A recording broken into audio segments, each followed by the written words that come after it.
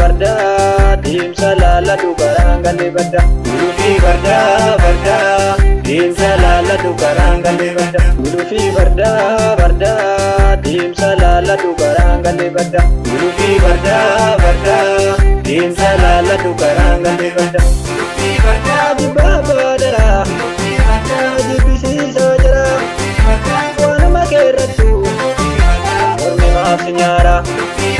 Kotta dibaabe koo shiroo baabadu saba kootiif jecha lubbuun koo abadu. Gulufi barda deemsa laalatu karaan galee badda. Gulufi barda deemsa laalatu karaan galee badda.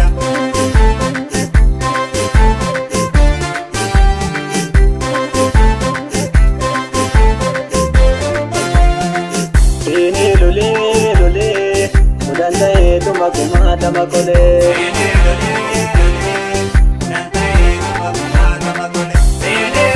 leltura kitungo yatum paira wadanmanole edua ola sea tagalli sakunche ya barbare duda nigaranu ikejete duda ini lole udante kumata makole lole udante kumata makole.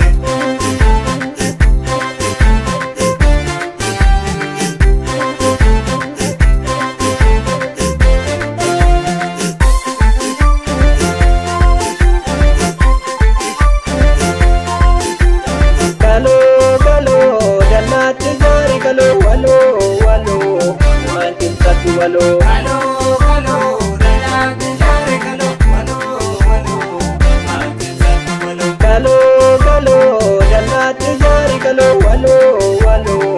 mantin satu walo.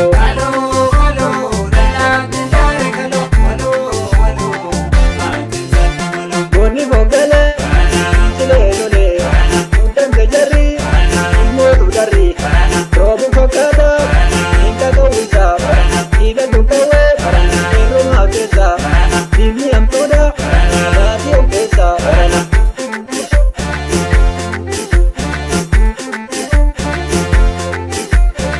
Gulufi barda deemsa laalatu karaan galee badda. Gulufi barda deemsa laalatu karaan galee badda. Gulufi barda deemsa laalatu karaan galee badda. Gulufi barda deemsa laalatu karaan galee badda. Gulufi barda dibaba dara dibisiisa jara waanuma keerrattu ormi maaf nyaara.